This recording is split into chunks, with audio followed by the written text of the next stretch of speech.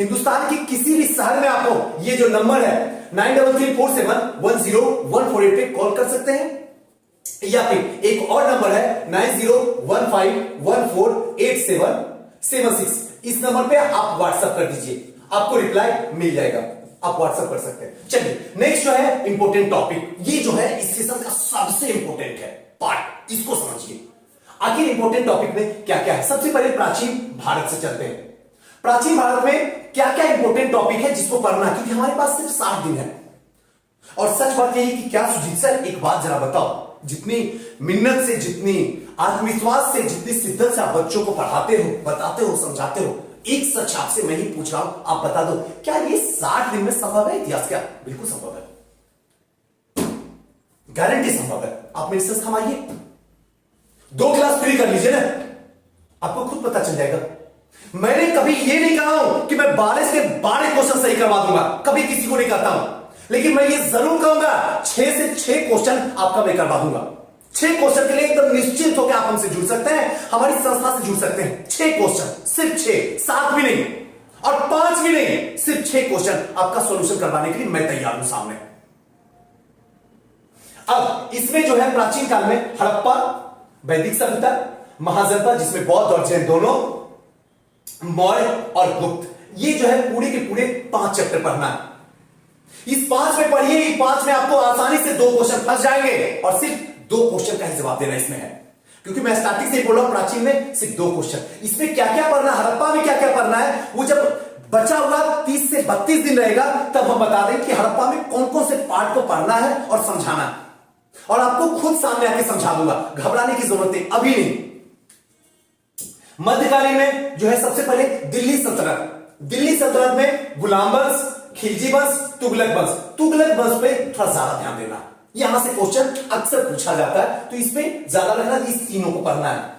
दूसरा जो है मुगल काल। मुगल काल में अकबर और औरंगजेब, ये दोनों जो है सबसे इंपॉर्टेंट है। इसके साथ साथ में अगर समय मिला तो शाहजहां का भी पढ़ लेंगे, जहांगीर को भी पढ़ लेंगे, लेकिन अगर समय नहीं मिला तो ये दोनों कम से कम तो जरूर पढ़ लीजिए मध्यकालीन में, क्योंकि यहां से सिर्फ एक क्वेश्चन का जवाब हमें देना, सिर्फ एक क्वेश्चन का, और एक क्वेश्चन आपका यहीं पे दिल्ली सल्तनत में ही निकल जाएगा। घबराने की कोई जरूरत नहीं है, सिर्फ एक क्वेश्चन का हमारा टारगेट है। इस 60 दिन में हमें 6 क्वेश्चन आपके पास में सुपुर्द कर देना, इससे ज्यादा मुझे कुछ नहीं करना।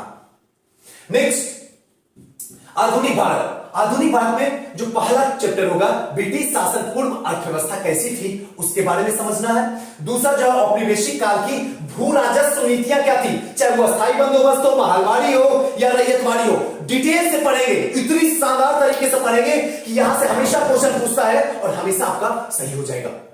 नेक्स्ट जो है प्लासी का युद्ध पढ़ेंगे, बक्सर का युद्ध पढ़ेंगे, फिर 1857 की क्रांति पढ़ लेंगे, उसके बाद एक्ट पढ़ लेंगे 1919, 1935,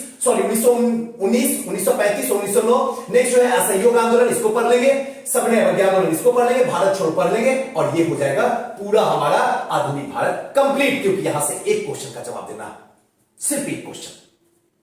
और जितना चैप्टर मैंने आपको सुपुर्द कर दिया हूं उतना देखने के बाद रहेगा सुजीत सर सच में आसान है इतिहास, क्योंकि एक ही क्वेश्चन तो जवाब यहां देना इन्हीं। अब नेक्स्ट जो इंपॉर्टेंट है वो है विश्व इतिहास। विश्व इतिहास से बहुत सारे बच्चे डरते हैं। जिस समय वीडियो देख रहे होंगे उस समय आपको लग रहा होगा सुजीत सर विश्व इतिहास में तो एक लंबी लिस्ट आपने दे दिया हो, जिससे डर उसी का लिस्ट बड़ा। विश्व इतिहास सबसे आसान है इन सारे इतिहास में। हमारे बच्चों से पूछ लीजिए, मैं हमेशा करता हूं कि जब भी मैंने सेशन स्टार्ट किया हूं, फिर चाहे वो 65वीं हो या 66वीं हो, चल रहा, इन दोनों सेशन में सबसे पहले विश्व इतिहास से शुरू करता हूं। विश्व इतिहास के बाद प्राचीन भारत, प्राचीन भारत के बाद आधुनिक, और आधुनिक के बाद मध्य। हमारी ये स्ट्रेटजी है, और सबसे पहले विश्व इतिहास। मैं सोचता हूं अगर बच्चा विश्व इतिहास हमसे नहीं समझ पाया तो क्यों पैसा लगाएगा, छोड़ दो संस्था।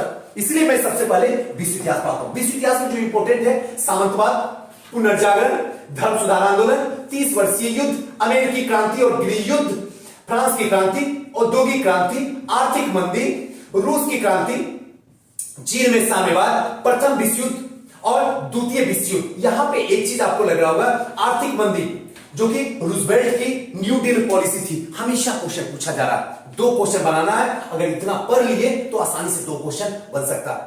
दोस्तों एक बात और यहीं पे बता दूं कि ऑनलाइन और ऑफलाइन दोनों सुविधा हमारी सीओ सक्सेस संस्था में है। क्रेश कोर्स के लिए चाहे फाउंडेशन का हो, 66 का हो, जेपीएससी का हो, सारी जो नई बैच स्टार्ट होने वाली है वो 5 तारीख से हमारी स्टार्ट होने वाली है। अगर अधिक जानकारी चाहिए तो इसी नंबर पे और इस नंबर पे व्हाट्सएप आप कर सकते हैं।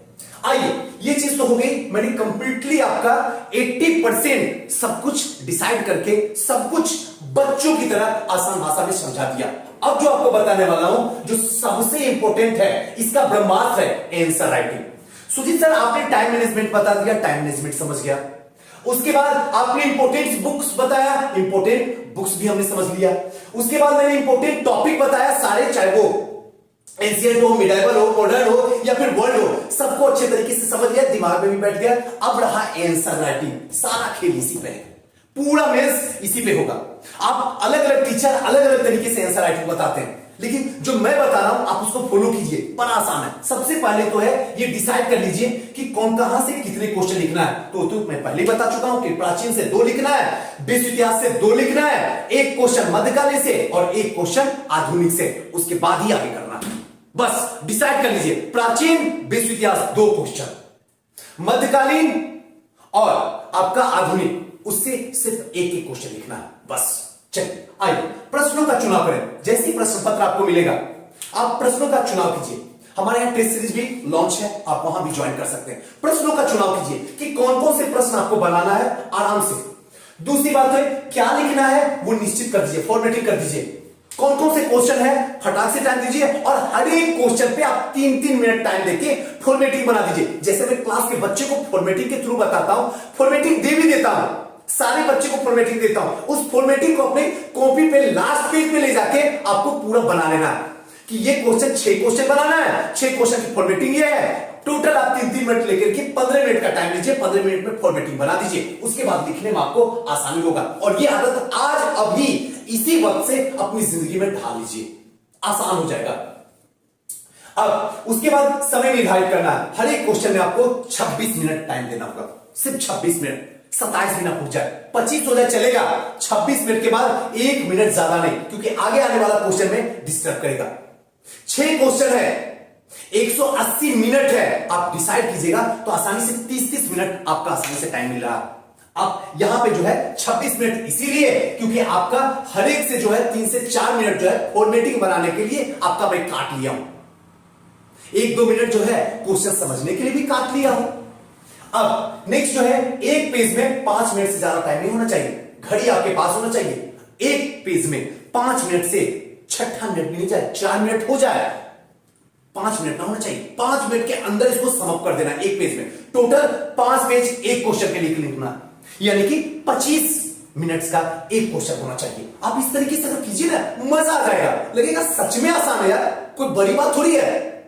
25 मिनट 5 पेज, हर पेज के लिए 5 मिनट का टाइम चाहिए और वहां से हमें 35 नंबर उठाना है। एनी हाफ इतनी शिद्दत से लिखिए कि वहां से 35 मिनट हो जाए। अब इसके लिए जो है आपको क्या करना होगा, उत्तर की खूबसूरती बढ़ाने के लिए भूमिका पे काम करना होगा। भूमिका के बाद विस्तार पे काम करना होगा, जो बॉडी वाला पार्ट है। उसके बाद निष्कर्ष पे। ये 3 पे जिसकी पकड़ है उसको कोई नहीं हिला सकता है। 35 आसानी से आ सकता है, लेकिन प्रॉब्लम सबसे ज्यादा होता है भूमिका में। भूमिका में एक चीज ध्यान रखिए, 5 से 6 लाइन के बाद 7वां तो गलती से ना हो जाए। बस 5 से 6 लाइन और टू द पॉइंट। जो क्वेश्चन कर रहा है उसी क्वेश्चन के अकॉर्डिंग आपको भूमिका बांधना है, यानी कि first impression is the last impression. भूमिका पे आपको पूरा जीतोड़ मेहनत पूरे 60 दिन तक आपको करना होगा, पूरे 60 दिन तक, क्योंकि जब तक भूमिका पे काम नहीं होगा तब तक सारा उत्तर आपका बेकार हो जाएगा। दूसरा विस्तार। विस्तार में क्या है, पूरा इतिहास, तो इसीलिए तो कहा इतिहास सबसे मजेदार सब्जेक्ट है।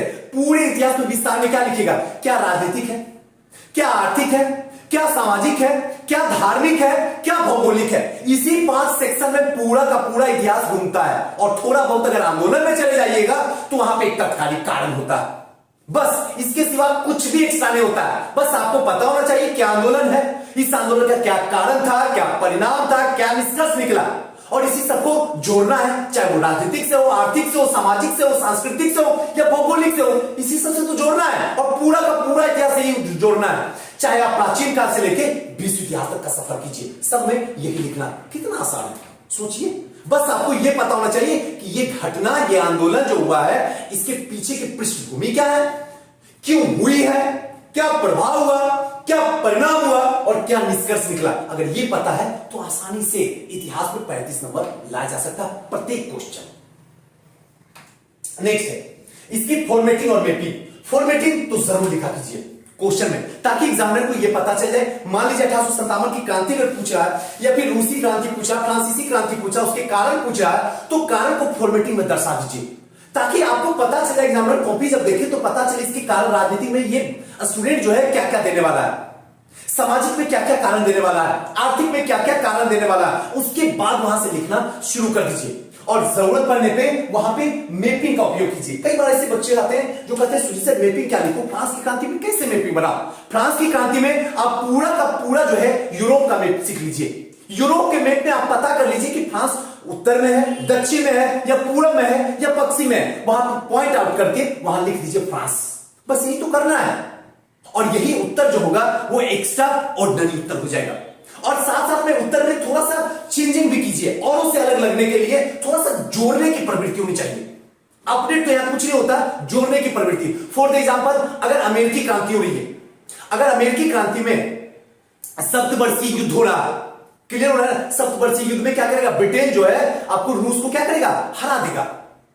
क्लियर है ना, सॉरी फ्रांस को हरा देगा। जब फ्रांस को हराएगा तो वहां पे सप्तवर्षीय युद्ध हो रहा है और यहां पे कर्नाटक वॉर हो रहा है, थर्ड कर्नाटक वॉर हो रहा है। तो इसको थोड़ा सा जोड़िए कि भारत में क्या प्रभाव पड़ रहा है, यूरोप में क्या प्रभाव पड़ रहा है, फ्रांस में क्या प्रभाव पड़ रहा है, क्यों फ्रांस में ही हो रहा है फ्रांस की क्रांति, क्यों दूसरे यूरोप के दूसरे स्टेट में क्यों नहीं हो रही है। तो ये सब चीजें को थोड़ा सा जोड़िए, तब आपका आंसर जो होगा वो खूबसूरती बढ़ेगा।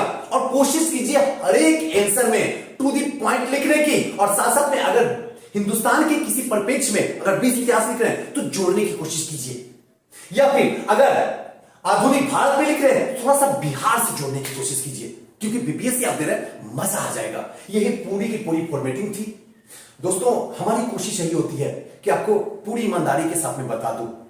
आपकी कोशिश यही होगी कि आप पूरी ईमानदारी से इसको फॉलो करने की कोशिश कीजिए। सक्सेस जरूर लगेगी, लोगों को लग रही है, आपको भी लगेगी।